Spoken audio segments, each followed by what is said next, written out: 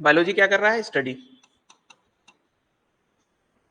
और स्टडी करने के लिए जरूरत क्या है? किस चीज की? टूल्स की। Tools and techniques. सेल तो पहले भी थी, 50 साल पहले भी, लेकिन हमको पता था सेल है और उसके अंदर न्यूक्लियस है और उसके अंदर डीएनए है और उसके अंदर क्रोमोसोम है। पता था हमको? नहीं। क्यों? क्योंकि उतना छोटा देखने के लिए हमारे पास क्या नहीं था? माइक्रोस्कोप ही नहीं था। टूल्स, ऐसे साधन ही नहीं थे जिनसे हम पता कर पाए कि सेल भी है और सेल के अंदर क्या क्या है। ठीक है, तो टेक्नोलॉजी क्या दे रहा है हमें? टूल्स। जब दोनों मिल जा रहे हैं तो हम क्या कर रहे हैं बायोटेक्नोलॉजी में? बायोलॉजिकल चीजों की स्टडी कर रहे हैं टूल्स एंड टेक्निक्स की मदद से फॉर वेलफेयर ऑफ मैनकाइंड। बम नहीं बना रहे हैं उससे, ठीक है, डिजीजेस दूर कर रहे हैं फॉर वेलफेयर ऑफ मैनकाइंड। तो बायोटेक्नोलॉजी को अगर आपको डिफाइन करना है 2 लाइन में, तो biotechnology is the uses of tools and techniques on anything biological to generate value added products for welfare of mankind।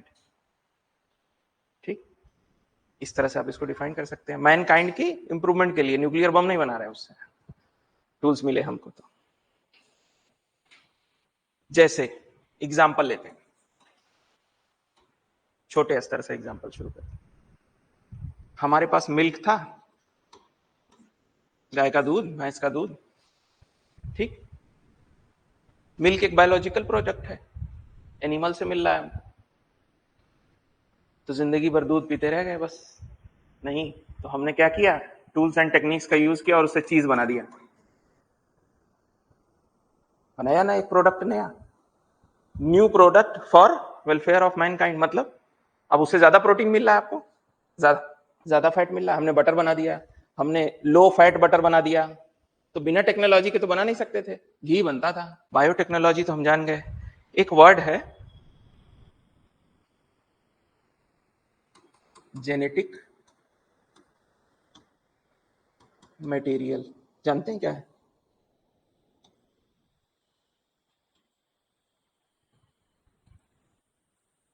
क्या है जेनेटिक मटेरियल? जिससे हमारा डीएनए बना हुआ है।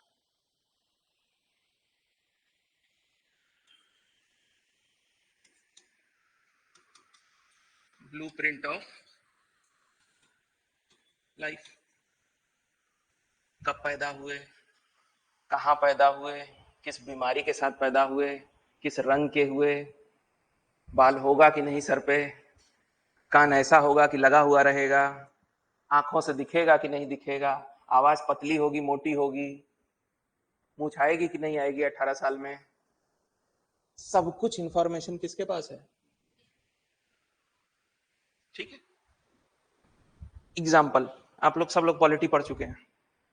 किस रूल्स एंड रेगुलेशन से आपकी कंट्री रन करेगी? कहां लिखा है? कॉन्स्टिट्यूशन में।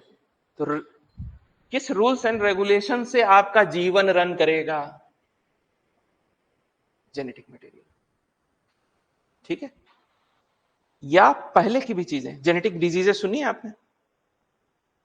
हेरिडेटरी डिजीजेस होती हैं, दादा को भी थी, पोते को भी आ गई, सारी इंफॉर्मेशन किसके पास है? जेनेटिक मटेरियल के पास।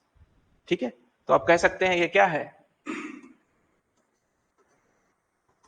रिटन कॉन्स्टिट्यूशन है, किसका? लाइफ का।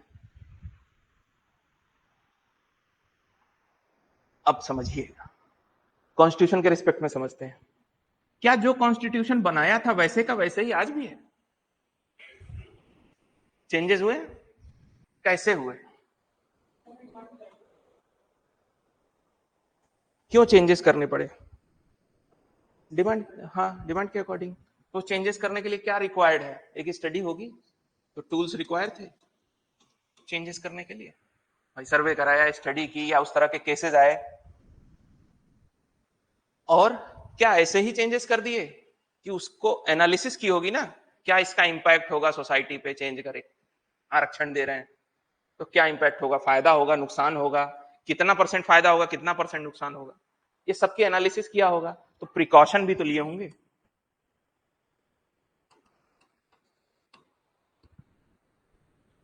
जेनेटिक मटेरियल को चेंज कर रहे हैं हम समय के साथ, उसी को क्या बोलते हैं, म्यूटेशन। बहुत ज्यादा सुना होगा आपने कोविड के टाइम में, वायरस म्यूटेट हो रहा है। अभी आगे समझ में आएगा कैसे हो रहा है। म्यूटेट हो रहा है मतलब अपनी प्रवृत्ति में चेंजेस ला रहा है, कुछ सीख रहा है, उसको इंप्लीमेंट कर रहा है। ठीक है, चेंजेस आ रहे हैं। कैसे आ रहे हैं, टूल्स की मदद से। ठीक है,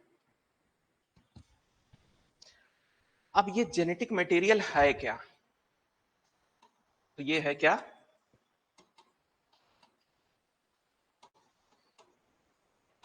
बायोमोलिक्यूल। जेनेटिक मटेरियल क्या है, बायोमोलिक्यूल। जानते हैं ना आप बायोमोलिक्यूल, बायोमोलिक्यूल ही क्या है, जेनेटिक मटेरियल है। इसी में क्या है, सारी क्या है, इसी में इंफॉर्मेशन है आपके लाइफ की। ठीक है, जब पैदा हुए थे तो उल्टे थे, सीधे थे, चोट लगी थी कि नहीं लगी थी, सिजेरियन हुए थे कि नॉर्मल हुए थे, सब कुछ है उसके पास इंफॉर्मेशन। ठीक है, सारी इंफॉर्मेशन है। अब जिसके पास इंफॉर्मेशन है उसको आप क्या चाहते हैं, कैसा हो, स्टेबल हो कि बार बार बदलता रहे, स्टेबल हो। हम चाहेंगे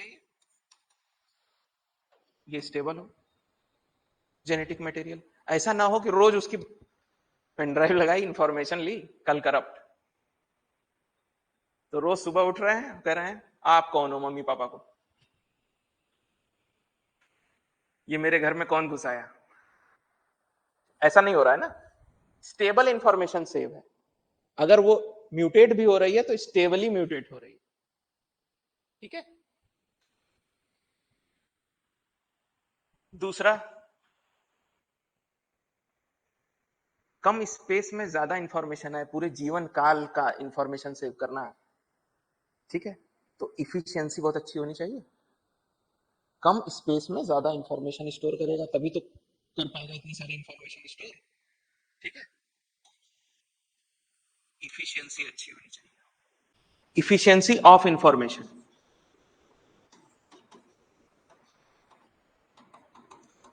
इफिशियंसी ऑफ इंफॉर्मेशन है, इंफॉर्मेशन सेव है। अब ये समझिए कि हम क्या चाहते हैं कि ये इंफॉर्मेशन कैसी हो, जो सब कोई समझ सके, हर जगह वही हो, कि बदलती रहे, इंडिया में कुछ और, उत्तर प्रदेश में कुछ और, उत्तर प्रदेश की जीवों की इंफॉर्मेशन डीएनए में अलग है और अमेरिका के डीएनए में इंफॉर्मेशन अलग है। वो तो अलग अलग तो होगी, लेकिन उसका नेचर कैसा होना चाहिए, एक जैसा होना चाहिए। ठीक है, तो यूनिवर्सल होना चाहिए। सब ह्यूमन काइंड में एक जैसा होना चाहिए, मैन में एक जैसा, वुमेन में एक जैसा, ऐसा ही तो हो। दूसरा, उसकी लैंग्वेज सबके समझ में आए, क्लियर होनी चाहिए लैंग्वेज।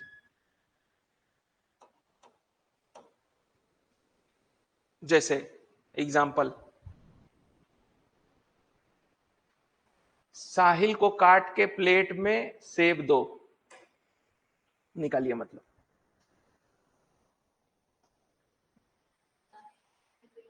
क्या मतलब निकला,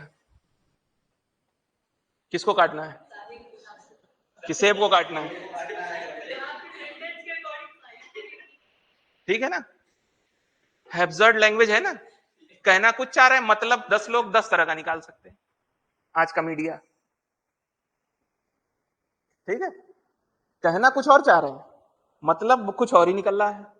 अब वो सामने वाले पे डिपेंड हो गया ना कि वो क्या समझ रहा है, किसको काटना है। याद करिए, एक मूवी आई थी इश्क, आमिर खान और अजय देवगन की, याद है, पाइप काटता है ऊपर छत पे चढ़ के, वो नीचे से इशारा कर रहा है ये पाइप नहीं, नीचे वाला काटना है, लेकिन वो इंटरप्रिटेड सामने वाले पे डिपेंड है कि वो क्या समझ रहा है। वो समझ रहा है कि वो कह रहा है और जल्दी काटो, और तेजी से काटने लगता है। क्या हम चाहते हैं हमारी इंफॉर्मेशन इस तरह के लैंग्वेज में हो जिसका मतलब ही हर बार, नहीं, ऐसा नहीं चाहते। हम चाहते हैं कि क्लियर वर्ड्स में इंफॉर्मेशन आराम से समझ में आए। ठीक है, तो वो इंफॉर्मेशन एक एज के बाद आपको मिली कि हाँ बियर्ड पे बाल आने हैं, दाढ़ी बननी है, तो वही बने, नाक पे बाल नहीं आए, माथे पे बाल नहीं आए। ठीक है, वो इंफॉर्मेशन एकदम एक्यूरेट होनी चाहिए, तब आप होगे, नहीं तो आप किस कैटेगरी में चले जाओगे जिसका लोग फायदा उठा रहे हैं, फिजिकली हैंडीकैप वाले में। ठीक है, वो नॉर्मल सिचुएशन नहीं। ठीक है, अब ये सारी इंफॉर्मेशन कहां पे होती है, किस फॉर्म में होती है, उसको बोलते हैं, अब इनकी बात पे आया मैं, इन्होंने कहा सब जेनेटिक मटेरियल क्या है, डीएनए, वही हम भी कह रहे हैं, स्टेप बाय स्टेप आया। सारी इंफॉर्मेशन कहां है, डीएनए में। अब जरा अच्छे बच्चे बता दीजिए डीएनए का फुल फॉर्म क्या है। बहुत सही, बड़ी तेज आवाज आई आप लोगों की। ठीक है, तो डीएनए, डी ऑक्सी, ये लिखिए ना आप लोगों ने, नेक्स्ट करें।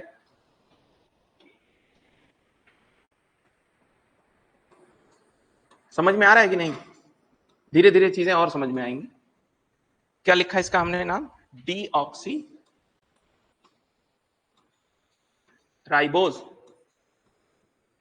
आगे न्यूक्लिक एसिड। एक चीज तो नाम से क्लियर हो रही है, ये क्या है, डीएनए क्या है, एसिड है। दूसरी चीज क्लियर हो रही है, न्यूक्लिक एसिड है। अब समझना क्या है कि ये डीऑक्सी क्या है, डीऑक्सी क्या है, पता है आपको, अभी पता चल जाएगा। डीएनए एक क्या है, पॉलीमर। पॉलीमर जानते हैं, पॉलीमर जानते हैं क्या होता है कोई, पॉलीमर क्या होता है,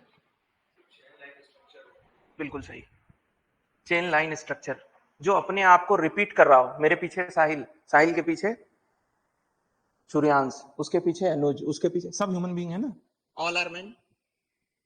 ठीक, एक ही चेन में सेम स्ट्रक्चर रिपीट हो रहा हो, इसको बोलते हैं पॉलीमर। डीएनए में ऐसा है, बिल्कुल है, सेम चीज रिपीटेड है। रिपीट क्यों हो रहा है, क्योंकि उसको इंफॉर्मेशन स्टोर करनी है, कुछ इसके पास है, कुछ इसके पास है, कुछ इसके पास है, कुछ इसके पास। जैसे जैसे इंफॉर्मेशन बढ़ती है, चेन बढ़ती चली जाती। ठीक है, बढ़ती नहीं चली जाती है, चेन पहले से होती है, खाली रहेंगे डब्बे, जैसे जैसे इंफॉर्मेशन आएगी उस डब्बे में भरती चली जाएगी। इसीलिए सारा डीएनए में इंफॉर्मेशन नहीं होती, कुछ जंक डीएनए होता है, वो रहता तो है लेकिन खाली रहता है, समय आने पे एक्टिवेट हो जाता है, जब जरूरत पड़ी तो उसमें इंफॉर्मेशन आ जाएगी, और जब वो इंफॉर्मेशन आ जाएगी तो खाली नहीं रहेगी। ठीक है, तो ये है पॉलीमर। इसका एक हिस्सा जो रिपीट होता रहता है, ये वाला, इसको कहते हैं क्या, क्या कहते हैं, मोनोमर। अब ये सब प्रीलिम्स का क्वेश्चन है, समझ रहे हैं, ये सब टर्म प्रीलिम्स में पूछेगा।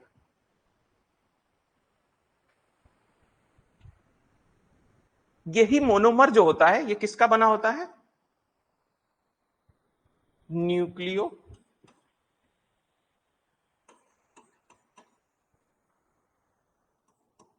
न्यूक्लियोटाइड का।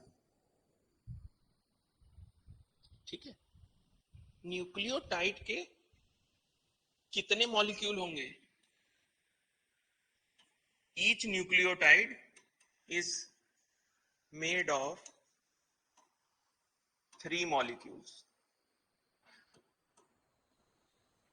3 मॉलिक्यूल्स का बना होगा,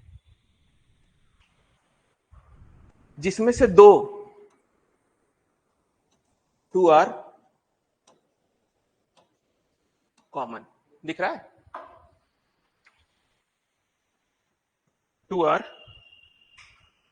कॉमन, और one is of any one possibility of 4, 4 में से कोई एक हो सकता है। 4 ऑप्शन है, उसमें से कोई एक होगा। 2 कॉमन, अभी समझा रहे हैं क्या मतलब है इसका।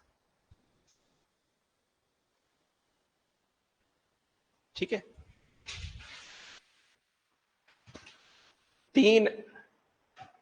3 ब्रिक्स से हमने एक दीवार बनाई। 1 2 3, 3 मॉलिक्यूल से एक न्यूक्लियोटाइड बना। ठीक है, उसमें से 2 मॉलिक्यूल सेम होगा, और जो आखिरी वाला होगा वो 4 में से कुछ भी हो सकता है। एस का मतलब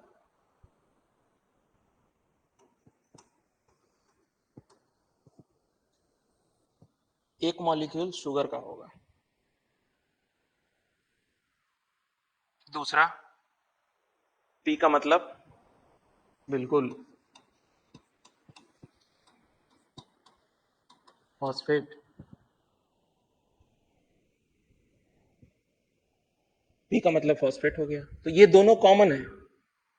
अब ये जो शुगर होता है, ये जो शुगर होता है, इसके पास, किसके पास, न्यूक्लियोटाइड के पास, उसी न्यूक्लियोटाइड से मोनोमर बना, उसी मोनोमर की चेन बनी तो डीएनए बना। ठीक है, मतलब कुल मिला के हम कह सकते हैं डीएनए के पास जो शुगर है, ठीक है, उसको क्या बोलते हैं, उसको बोलते हैं राइबोज माइनस, माइनस का साइन है, डैश नहीं है, -1 ऑक्सीजन। राइबोज -1 ऑक्सीजन, राइबोज में से एक ऑक्सीजन चला गया तो उसका नाम हो गया क्या, डीऑक्सी। अब आपको समझ में आया क्यों बोल रहे हैं deoxy ribose nucleic acid. Deoxy ribose, ribose sugar है, उसमें एक ऑक्सीजन नहीं है, इसलिए डीऑक्सी,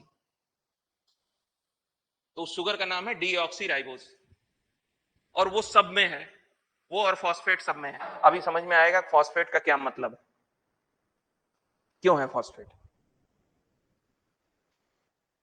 उसके बाद 4 ऑप्शन और हैं, उस 4 में से कोई भी हो सकता है। ये 4 क्या है, nitrogenous base.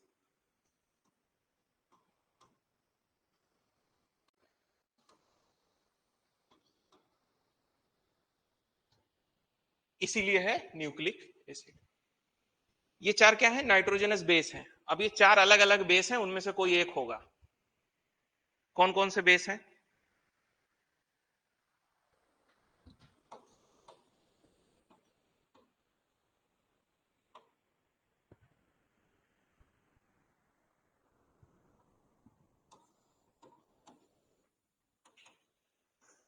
Adenine, guanine, cytosine,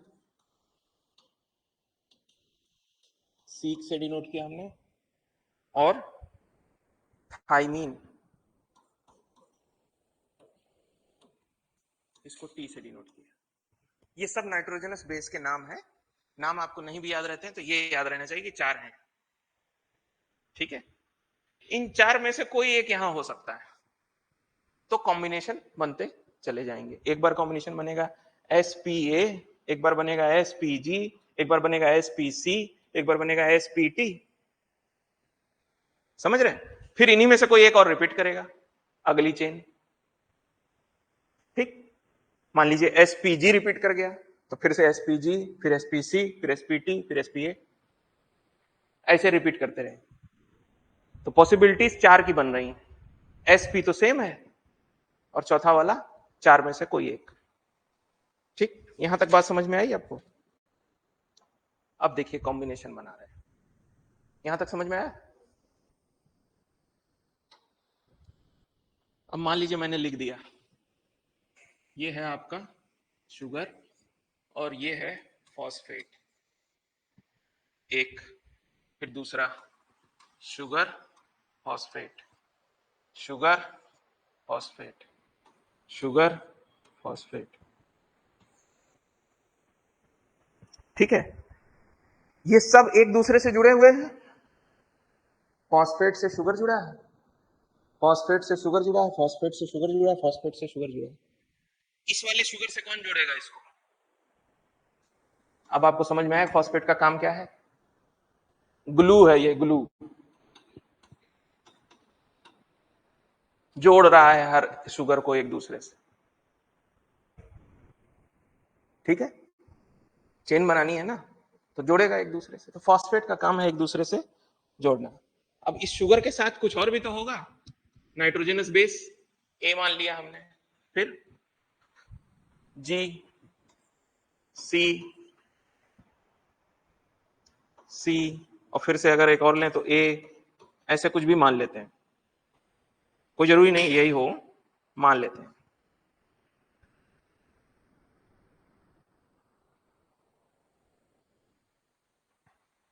अगर ऐसी चेन बनती है ये,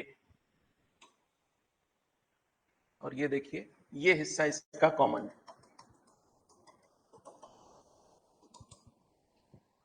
ठीक है। अगर ऐसी चेन बनती है तो इसी को बोलते हैं क्या? डीएनए। इसी को बोलते हैं, ये चेन बनती चली जा रही, ठीक है। अभी लेकिन पूरा नहीं हुआ है। अब आप ये बताइए, जिंदगी बिताने के लिए क्या जरूरी है? अरे तो फिलोसफिकल में जाओ, साइंस में ना रहो। जिंदगी बिताने के लिए क्या जरूरी है? जीवन साथी चाहिए। बिना जीवन साथी की जिंदगी नरक है, कहा गया ना। इसको भी एक साथी चाहिए, अकेले नहीं लाइफ पूरी जिंदगी डीएनए स्टोर करता रहेगा, ठीक है। तो इसने एक साथी अपना क्रिएट किया। हमने पढ़ा है डीएनए हमेशा किसमें एग्जिस्ट करता है? बेस पेयर में। डीएनए हमेशा किसमें एग्जिस्ट करता है? बेस पेयर में। एक नहीं होगा, दो होंगे, ठीक है। अकेले नहीं होगा, बेस पेयर में होगा। बेस तो नाइट्रोजनस बेस, पेयर मतलब दो। तो सेम इसी का रिप्लिकेशन होगा, यहां पे भी फिर शुगर होगा, दूसरा वाला।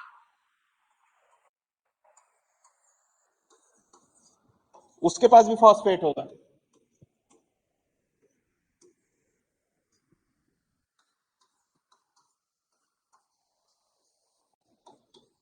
और यही फॉस्फेट उनको भी जोड़ रहा होगा। लेकिन न्यूक्लियस बेस सेम नहीं होगा। सब कुछ ये वाला सीन एकदम रिप्लिकेट रहेगा, सेम रहेगा सब कुछ। न्यूक्लियस बेस सेम नहीं रहेगा। ए का हमेशा बॉन्ड बनता है किससे? टी से। अब इसको याद कर लीजिए, वजह जानेंगे बहुत ज्यादा डीप में बायोलॉजी हो जाएगी, वहां नहीं जाते। ए का बॉन्ड बनेगा टी से, सॉरी डबल बॉन्ड बनेगा, ठीक है। टी से हमेशा डबल बॉन्ड बनता है ए और टी के बीच में, और जी का बनेगा किससे? सी से, बिल्कुल सही। जी का बनेगा सी से, तो सी का भी किससे बनेगा? जी से।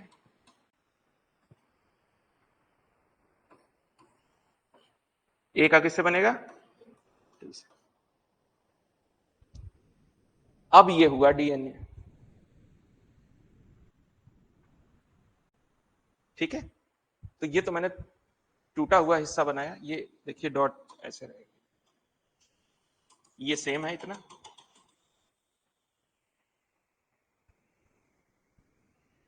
अब देखिए सोचिए, मैं बहुत खुरापाती इंसान हूं। मैंने क्या किया, डीएनए लिया आपका और वहां से इस सी को हटा के ए घुसा दिया,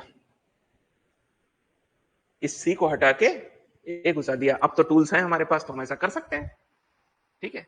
जैसे ही इस सी को हटा के ए घुसाऊंगा मैं, आपका डीएनए चेंज हो जाएगा, ठीक है। इसी को बोलते हैं म्यूटेशन। और ऐसा अगर हम आर्टिफिशियली करते हैं, नेचुरली हो रहा है तो म्यूटेशन हुआ, आर्टिफिशियली करते हैं तो उसको बोलते हैं क्या? DNA editing. छेड़छाड़ कर रहे हैं हम। लेकिन सपोज करिए यही सी किसी बीमारी को जन्म दे रहा है, मैंने एडिट करके सही कर दिया, तो मैनकाइंड के वेलफेयर के लिए हुआ। अब ये जैसा दिख रहा है इस बोर्ड पे, ऐसा होता नहीं है। होता कैसा है?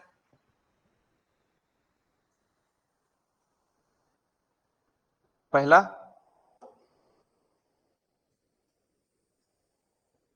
दूसरा। अब ये देख रहे हैं ए टी। अब आपको दिखिए वीटीवी में दिखे क्या है? इसी तरह का डीएनए होता है ना, इसको बोलते हैं क्या? डबल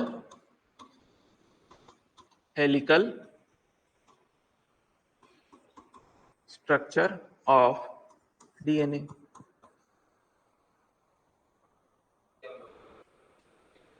वो आपको याद कर लेना है कि वो इससे क्यों मैच हो रहा है।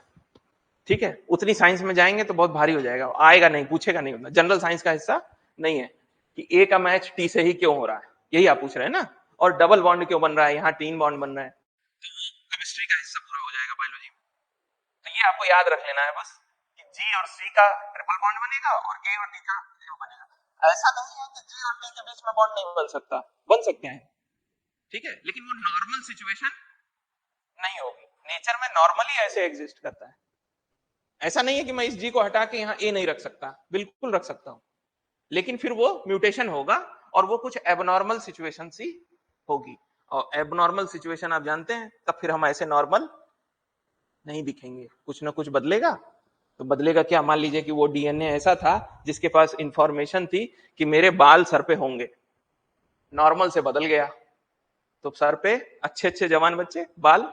अब हमने कहा कि डीएनए क्या करेगा? इंफॉर्मेशन स्टोर करेगा,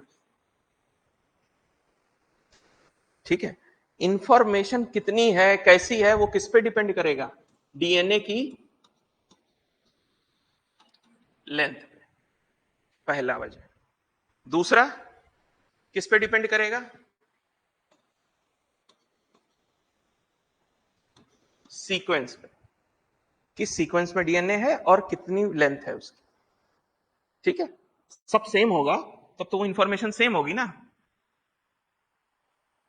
तो अलग अलग इंफॉर्मेशन कैसे होगी, कैसे आप पता कर पाएंगे ये दूसरी इंफॉर्मेशन है, ये दूसरी है? सारे डीएनए तो एक जैसे हैं, सबके सब शुगर से ही बने हुए हैं। उनकी लेंथ और सीक्वेंस के हिसाब से हम बता पाएंगे कि ये अलग डीएनए है, ये अलग। लेंथ क्या कर रहा है? लेंथ डिटरमाइन कर रहा है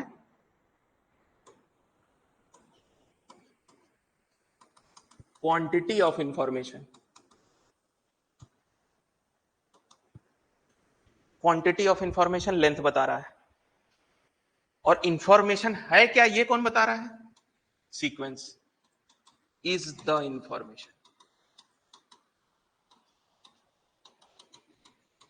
सीक्वेंस ही इंफॉर्मेशन है, कितनी है ये लेंथ बताएगा। अब मान लीजिए इस वाले फिगर में कितने बेस थे नाइट्रोजनस, गिनती 1 2 3 4 5, तो लेंथ क्या हो गई? लेंथ क्या होगी? 5 नाइट्रोजनस बेस। सीक्वेंस क्या था? AGCCA, AGCCA, ये सीक्वेंस है। इसके पास दूसरा इंफॉर्मेशन होगी, बदल दीजिए, जी पहले कर दीजिए, ए बाद में कर दीजिए, दूसरा हो गया कॉम्बिनेशन, ठीक है। दूसरा और सीक्वेंस लिखना है, GCC, बस इतना ही लिखा, लेंथ बदल गई, सीक्वेंस भी बदल गया, इंफॉर्मेशन बदल गई। समझ रहे? नहीं समझ में आया? एग्जाम्पल लिया है, ऐसा होगा ही ये नहीं कह रहा हूं, एग्जाम्पल लिया है, ठीक। लेंथ बदला, सीक्वेंस बदला तो इंफॉर्मेशन बदल जाएगी। सीक्वेंस के पास ही इंफॉर्मेशन है और लेंथ डिटरमाइन करेगा कितनी इंफॉर्मेशन है। ज्यादा इंफॉर्मेशन होगी तो सीक्वेंस बड़ा होगा, तभी तो ज्यादा स्टोर कर पाएगा, ठीक है।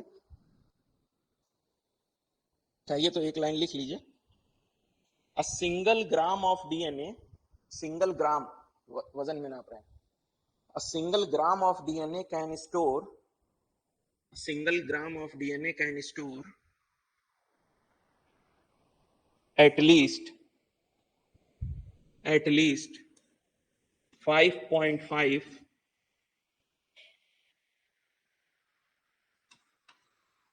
पेटाबाइट्स 5.5 पेटाबाइट्स, ये क्या होता है 700 टेराबाइट। 700 टेराबाइट जो होते हैं वो 5.5 पेटाबाइट। तो 5.5 पेटाबाइट्स ऑफ डेटा। सोचिए एक डीएनए में कितना डेटा स्टोर है, इतना। इतने की तो पेन ड्राइव नहीं बनाई आपने, हार्ड डिस्क एक डीएनए में। ठीक है,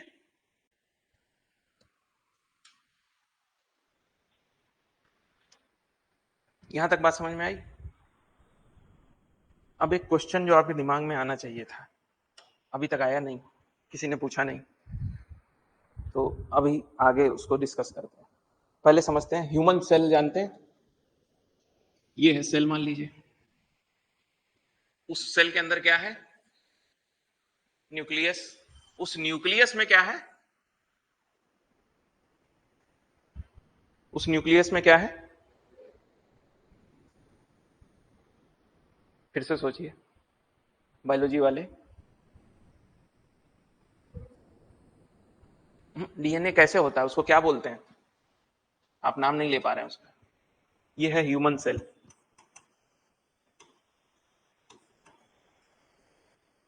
ये न्यूक्लियस है।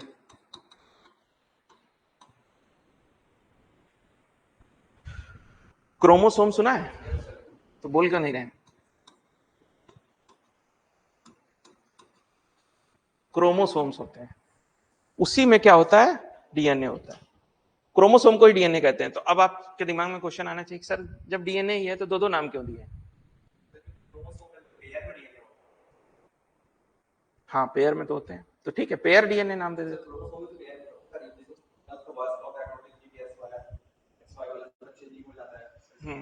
तुम पढ़े हो लेकिन बता नहीं पा रहे हो, ये बात समझ में आ रही है।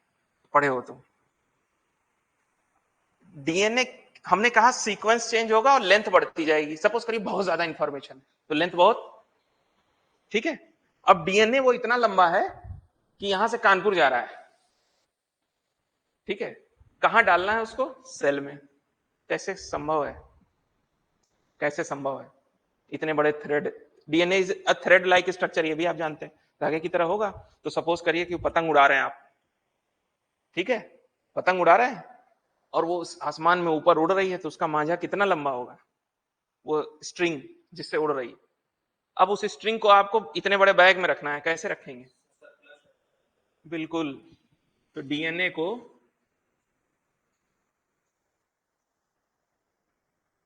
ये है एक डीएनए, इसी को बोलते हैं क्रोमोसोम। मतलब क्या हुआ, पैक्ड डीएनए जो होता है वो है क्रोमोसोम। इतना लंबा धागा है तो कैसे उसमें डालेंगे क्रोमोसोम, तो उसको आपने लपेट दिया, लपेट के एक बनाया, इंसर्ट कर दिया। ये डिफरेंस है डीएनए और क्रोमोसोम, ठीक है।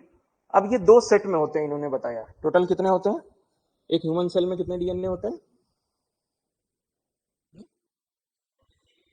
हाँ बिल्कुल बिल्कुल 23 पेयर। पेयर हमेशा इसलिए बोलते हैं क्योंकि दो होते हैं। एक ह्यूमन सेल में 23 पेयर होते हैं। एक डीएनए ऐसे होगा, गुच्छा बना हुआ, ठीक है। तो सपोज करिए 23 पेयर है, 1 2 3 4, और ये जाएगा कहां तक, 23 तक। एक एक हुआ ये, तो इसको कहेंगे आप सेट 1। दूसरा होगा सेम, 1 2 3 4 23 तक, ये है सेट 2। दो सेट में है आपके पास, तो टोटल कितने हैं, 23 + 23। लेकिन हम 46 नहीं बोलेंगे, हम हमेशा बोलेंगे 26 पेयर। क्यों, सेम है ये जो एक है ना, एकदम एक जैसा ही दूसरा है। ये 2 है ना, 2 के जैसा ही ये दूसरा है, तो ये तो सेम है। तो सेम वाले को आप कैसे गिन सकते हैं, तो हमने कहा एक सेट है 23 के और वैसा ही दूसरा सेट है 23 का। तो अगर कोई पूछे एग्जाम में, यूपीएससी घुमाता है, there are 4 sets of DNA, there is 1 set of DNA. Set कितने हैं, 2, लेकिन डीएनए कितने हैं, 23 पेयर। एक सेट में कितने हैं 23।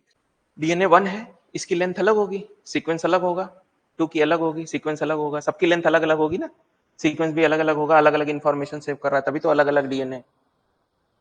1 वाला बहुत बड़ा है, सपोज करिए 100 metre, 100 million metre, 100 billion metre. 2 वाला कुछ और है, 3 वाले की लेंथ कुछ और है। जब लास्ट में जोड़ेंगे टोटल तो कोई एक फिगर आएगा टोटल लेंथ का, एक सेट का, एक सेट की एक टोटल लेंथ आएगी जब 2300 की लेंथ को जोड़ देंगे तो। ठीक है, इसी को बोलते हैं क्या,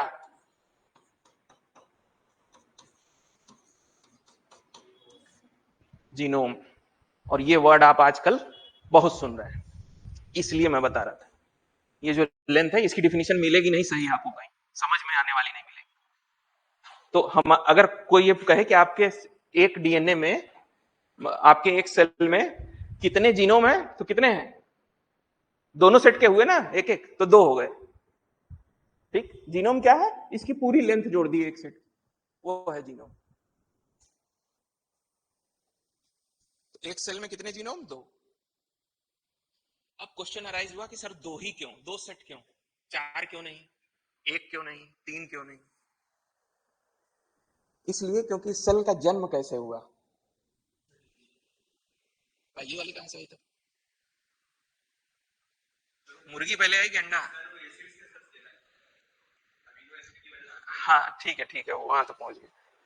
ह्यूमन सेल की बात कर रहे हैं, बच्चे का जन्म है तो उसके लिए कौन कौन रिस्पॉन्सिबल है, male and female, mother father, 2 लोग मिलके जन्म दे रहे हैं ना, इसीलिए 2 सेट। अब आप कहेंगे क्यों सर, कैसे सर, नहीं कहेंगे, कहना चाहिए।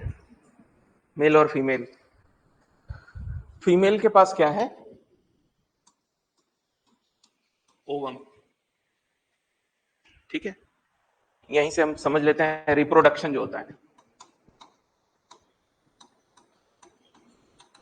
रिप्रोडक्शन कहते हैं ना इसको। फीमेल के पास है ओवम, मेल के पास क्या है, स्पर्म। ठीक है, इस ओवम का जो सेल है इसके पास कितने डीएनए,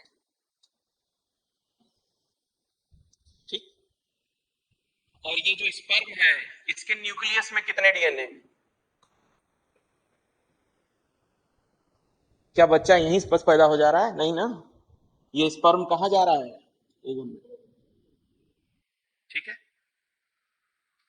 अच्छी बात ये जानिए कि स्पर्म का केवल न्यूक्लियस ओवन में घुस पाता है, और डीएनए कहां पे है, न्यूक्लियस में।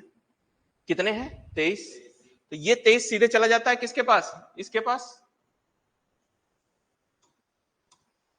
23 23 हो गया 2 सेट। ठीक है, 23 23 होता है, और फिर ये दोनों आगे जाके, ये एक से आया, ये दूसरे से आया डीएनए, फिर इसमें सेल डिवीजन होता है।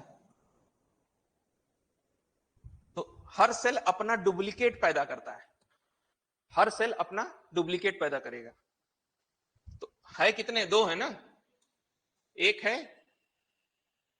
ये डुप्लीकेट करेगा तो 23 इंटू 2 वाले बनाएगा, और 23 इंटू 2 वाले बनाएगा। फिर ये डुप्लीकेट करेगा तो फिर ये 2 बनाएगा, और ये भी डुप्लीकेट करेगा तो फिर ये 2 बनाएगा। तो कितने हो गए, 2 से 4, फिर 4 से 8, ये आपने पढ़ा होगा, 8 से 16। क्योंकि हर सेल क्या कर रहा है, अपना डुप्लीकेट बना रहा है, सेल मल्टीप्लाई कर रहा है, यही होता है।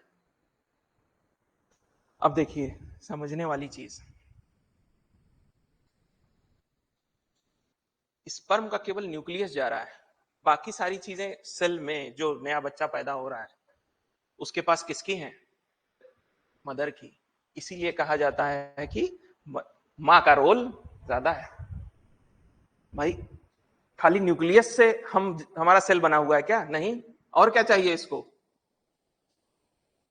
माइटोकांड्रिया का नाम सुना है, power house of the cell. क्यों power house of the cell, क्योंकि वो क्या देता है, हाँ उसका नाम एटीपी। एटीपी को क्या बोलते हैं, जैसे इसको power house of the cell बोलते हैं माइटोकॉन्ड्रिया को, एटीपी को क्या बोलते हैं? एनर्जी करेंसी, एनर्जी करेंसी बोलते हैं एटीपी को। क्यों बोल रहे हैं power house of the cell और एनर्जी करेंसी? क्योंकि सेल को जो एनर्जी चाहिए, पावर चाहिए, वो किसकी वजह से मिल रही है? माइटोकॉन्ड्रिया की वजह से। माइटोकॉन्ड्रिया तो पिता ने दिया नहीं, और एनर्जी तो चाहिए ना सेल को सेल डिवीजन करने के लिए, खाली डीएनए से थोड़ी ना काम हो जाएगा। वो सब किसने दिया? मां ने। फीमेल है यहाँ पे, मतलब मदर फादर मत ले लीजिएगा, ठीक है, मेल फीमेल का है। तो वो सब तो मिला यहां से, तो एनर्जी तो सब सेल को मिल रही है माइटोकॉन्ड्रिया से, तो बाकी सेलुलर स्ट्रक्चर जो भी है, जो और है, वो सब मदर का है। इसीलिए रोल एक चाइल्ड के बर्थ में मदर का ज्यादा होता है, ठीक है, यही वजह है। अब यहां पे एक और चीज है समझ, अच्छा एनर्जी करेंसी, एनर्जी करेंसी क्यों कहते हैं? क्योंकि वो एनर्जी दे रहा है। करेंसी क्यों कहा? करेंसी और मनी में डिफरेंस मालूम है आपको? कोई डिफरेंस होता है कि दोनों सेम है? क्या?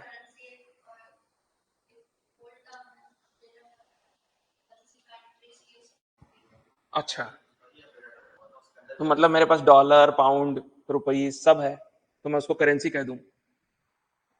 हाँ,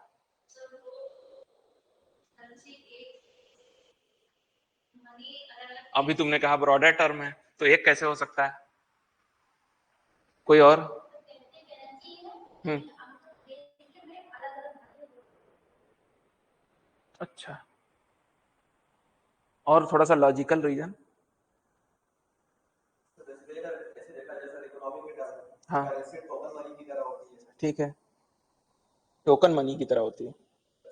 हाँ, ठीक है, सही जा रहे हो, इकोनॉमी में बोल रहे हो, मैं आम लेमन की भाषा में समझते हैं। मनी है, ठीक है, मनी और करेंसी में किसको आप स्टोर कर सकते हैं? किसको आप स्टोर कर सकते हैं? 500 के नोट को कि करेंसी को? लोग क्या जमा करके रखे थे? ब्लैक, ब्लैक क्या है? ब्लैक मनी है ना, ब्लैक करेंसी तो है नहीं। ब्लैक करेंसी आपने सुना कभी? कोई शब्द ही नहीं है वो इस तरह का, ब्लैक मनी है, जिसको स्टोर कर सकते हैं वो है मनी। करेंसी को आप स्टोर नहीं कर सकते, करेंसी हमेशा क्या है? फ्लूइड है, फ्लो करता रहेगा। जो मनी सर्कुलेट होता रहता है उसको करेंसी कहते हैं, इसीलिए ब्लैक मनी उसमें नहीं गिना जाता है। सर्कुलेट होना, आपको सैलरी मिली, आपने जाके टूथपेस्ट खरीदा, सब्जी खरीदी, बिल जमा किया फोन का, तो वो करेंसी है, वो रेगुलेट हो रहा है, घूम रहा है, इकोनॉमी उसी से चल रही है, करेंसी से, ठीक है। मनी कैन बी स्टोर्ड, इसीलिए करेंसी कहा गया, क्योंकि ये एटीपी एनर्जी स्टोर कहीं नहीं हो रही है, ये पूरी की पूरी खर्च हो जा रही है किसमें? सेल को डिवाइड करने में, मल्टीप्लाई करने में, सब। वो सेल कंज्यूम कर ले रहा है पूरी की पूरी एटीपी, जितनी माइटोकॉन्ड्रिया जनरेट कर रहा है उससे ज्यादा वो जनरेट भी नहीं कर रहा है, ठीक है। सेल अपनी लाइफ के लिए उसको यूज कर ले रहा है, तो यहां पे ये हो रहा है। अब माइटोकॉन्ड्रिया, अब दूसरी बात बताइए, क्या सेल में न्यूक्लियस में ही डीएनए होता है या और कहीं भी होता है? माइटोकॉन्ड्रिया में भी होता है, इसीलिए मैंने ये नाम लिया, यहां भी डीएनए होगा, माइटोकॉन्ड्रिया में भी डीएनए होता है। अच्छा, इनके नाम थोड़े थोड़े बता दिया जाए, लिख लीजिए वहां पे। जो स्पर्म होता है ना, इसको बोलते हैं रिप्रोडक्टिव सेल भी, ये जो जा रहा है इसको बोलते हैं रिप्रोडक्टिव सेल, ठीक है। या फिर एक और नाम है,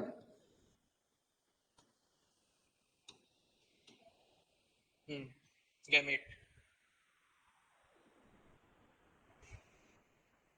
फिर जब ये ओवम में एंटर कर जाता है, तो ये वाला जो सेल पहला बन रहा है, ठीक है, इसको बोलते हैं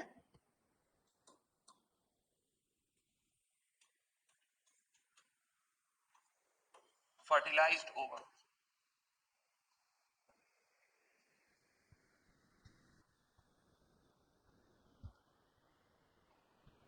और उसके बाद फिर ये किस में कन्वर्ट होता है? इसको बोलते हैं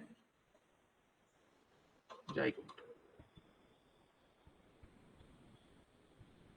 तो ये नाम आपको पता होने चाहिए।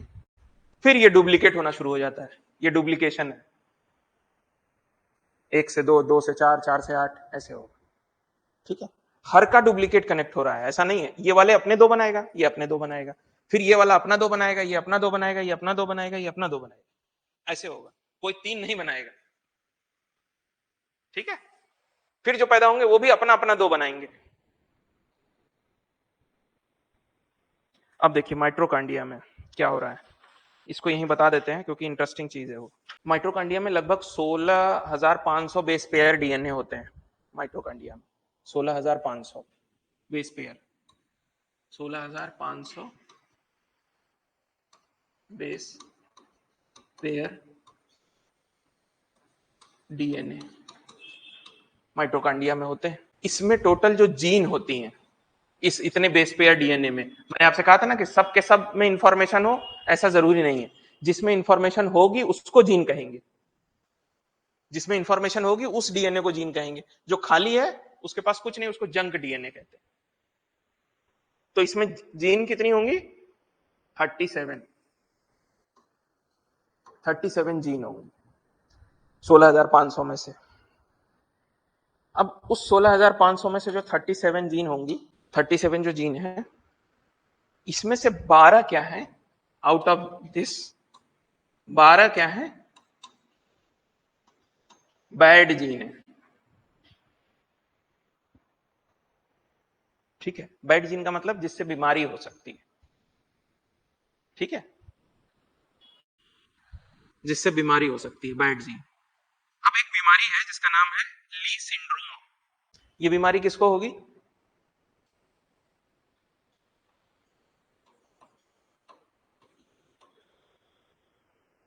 Male child.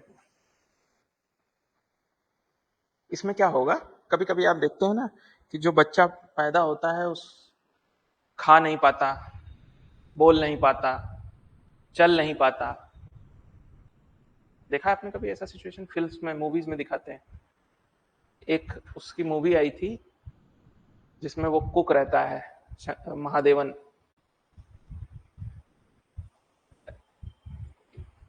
यूएस में जाता है, वहां उसको काम नहीं मिलता, होटल में कुक करने शुरू करता है, नाम नहीं याद आ रहा मूवी का। उसमें उस बच्चे को दिखाया गया, उस बच्चे की सेवा करता है। वो बच्चा अपने से खाना नहीं खा पाता, निगल नहीं पाता, सलाइवा नहीं निगल पाता। उसको कहते हैं नर्वस सिस्टम डिसऑर्डर। ठीक है, आपका नर्वस सिस्टम ही सारा कुछ बता रहा है कि ये समय है, आपको सर पढ़ा रहे हैं तो आप यहां ध्यान दें और आप अपनी पेन चलाएं। ठीक है, अगर नर्वस सिस्टम सही से काम नहीं करेगा तो आप चल भी नहीं सकते, आप देख भी नहीं सकते। एक समय ऐसा आता है कि जब वो बच्चे पलक भी नहीं झपका पाते। वो नर्वस सिस्टम ये भी आदेश नहीं देता कि आपकी पलकें, तो आंखों से लगातार पानी आता रहेगा, फिर आंखें ड्राई हो जाएंगी। ठीक, और जैसे जैसे उनकी एज बढ़ती है, एक समय ऐसा आता है जब वो क्या करते हैं, सांस लेना भी नहीं कर पाते। वो भी तो, सांस लेना भी आपके नर्वस सिस्टम का हिस्सा है कि आप ब्रीद कर रहे हैं। वो ब्रीद भी नहीं कर पाते और फाइनली उनकी डेथ हो जाती है। तो ये ली सिंड्रोम वही है, और ये हमेशा मेल चाइल्ड को होगा। ठीक है, मेल चाइल्ड को होगा। अगर ये बहुत पहले हो गया तो मिसकैरेज हो जाएगा, मतलब बच्चा पैदा ही नहीं होगा जिंदा। ठीक है, ये होता है इसी बैड जीन की वजह से। अब ये बैड जीन किसके पास है? मदर फादर में। फादर का तो न्यूक्लियस ये वाला जा रहा है ना मदर में। तो अब आपका जो सवाल है कि सर अगर लड़की पैदा हुई तो क्या होगा, होना चाहिए ना सवाल। मेल चाइल्ड तो ठीक है, अगर गर्ल चाइल्ड पैदा हुई तब, फीमेल चाइल्ड पैदा हुआ तब, उसके में वो रहेगा, कोई इफेक्ट नहीं दिखाएगा। तो फीमेल चाइल्ड में भी अगर ये बैड जीएनए है तो वो क्या है? कैरियर है उसका। उसका जब बच्चा होगा उसको होने की संभावना होगी अगर मेल चाइल्ड हुआ तो। फीमेल हुई फिर कैरियर। तो जब तक साइंस नहीं इवॉल्व की थी तो हम इन बीमारियों के साथ पैदा हो रहे थे और आगे बढ़ रहे थे। अब साइंस इवॉल्व है कि आप इस बैड जीएनए को, जीन को पहले ही पता लगा सकते हैं, या एटलीस्ट फर्स्ट बेबी के टाइम ही पता लगा सकते हैं कि ऐसा हुआ, तो सेकेंड बेबी में ना हो। ऐसा किया जा सकता है। तो हम क्या करते हैं, ऐसी बीमारी ली सिंड्रोम जैसी ना हो, तो हम पैदा करते हैं 2 लोगों से बच्चा नहीं, 3 पेरेंट बेबी। और इसी को बाद में आगे जाके आप बोलते हैं क्या,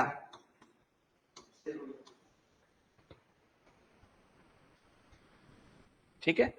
3 लोगों का योगदान होता है इसमें। हमने क्या किया, फादर से लिया स्पर्म,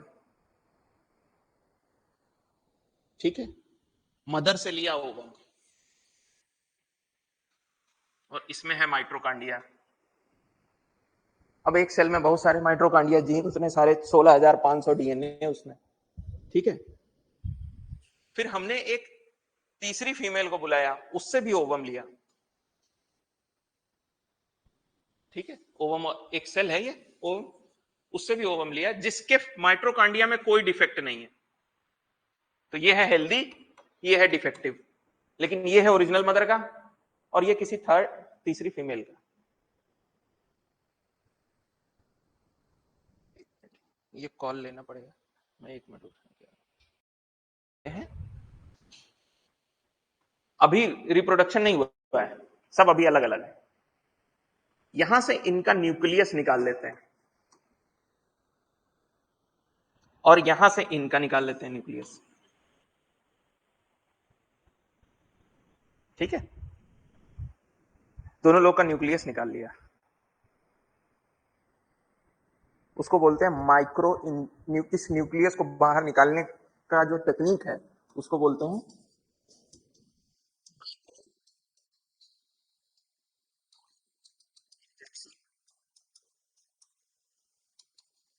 टेक्निक। न्यूक्लियस बाहर निकाल लिया,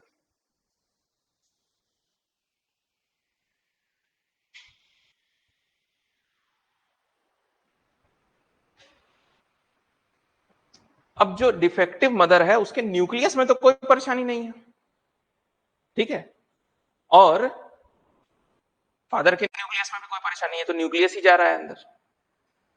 हमने क्या किया, जब इस न्यूक्लियस को निकाला तो अब ये वाला न्यूक्लियस इस हेल्दी एग में डाल दिया। समझ रहे मेरी बात, न्यूक्लियस छोड़ के बाकी सारा ओवम रिप्लेस हो गया। इसको बोलते हैं क्या, ट्रांसप्लांटेशन।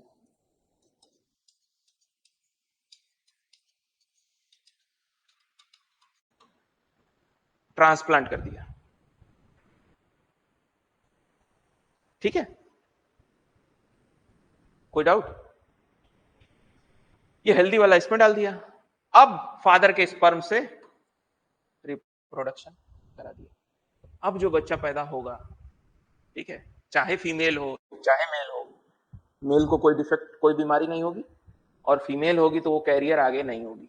तो जो बीमारी जेनेटिकली आगे बढ़ सकती थी उसको हमने ब्रेक लगा दिया, ठीक है।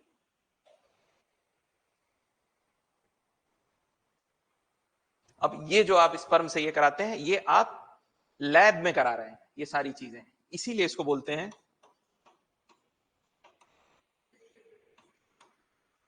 क्योंकि ये सब आप लैब में कर रहे हैं ना। फिर जब आपने ये सारा कुछ लैब में कर लिया, ये सेल रिप्रोडक्शन हो गया, तो इसको प्लेस कहां कर देंगे, मदर में। तो बच्चा पैदा होगा मदर के गर्भ में ही, ठीक है। तो इस एग को वहां प्लेस कर देंगे, और कब प्लेस करेंगे, जब वो जाइगोट होगा, जाइगोट बनेगा, मैंने आपसे बताया था जाइगोट बनेगा, उठा के आपने मदर के उसमें प्लेस कर दिया। अब मदर उसको कंसीव कर रही है, बेबी को जन्म दे रही है, सब कुछ नॉर्मल वैसा है। बस जो रिप्रोडक्शन है, जो नेचुरल फिनोमेना होती थी, उसको आपने लैब में कर लिया, है लैब में ही हो जाएगा, ठीक है। फर्टिलाइजेशन भी लैब में हो जाएगा, क्योंकि इतना सब कुछ आपने किया। नेचुरल फर्टिलाइजेशन में पता नहीं होता कि कब होगा कब नहीं होगा, ठीक है, वो अननोन होता है, बाद में पता चलता है 2 महीने बाद मदर को, ठीक है, कि हम कंसीव कर गए। हम वो रिस्क नहीं ले सकते, इतना सब कुछ किया, सेल लेके आए, तो हम चाहते हैं क्या हो, इस फर्टिलाइजेशन हो जाए, तो वो भी लैब में ही करा रहे हैं, हम श्योर हो कि फर्टिलाइज हो गया है, अब मदर को क्या करना है, उसका बस केयर करना है और बच्चे को 9 महीने तक के बाद जन्म दे देना। ठीक है, इतना सारा लैब में खर्चा पैसा लेगा ना वो तो आईवीएफ टेक्निक इसी को कहते हैं। ठीक है, फुल फॉर्म है आईवीएफ का फुल फॉर्म क्या है, in vitro fertilisation, in vitro fertilisation.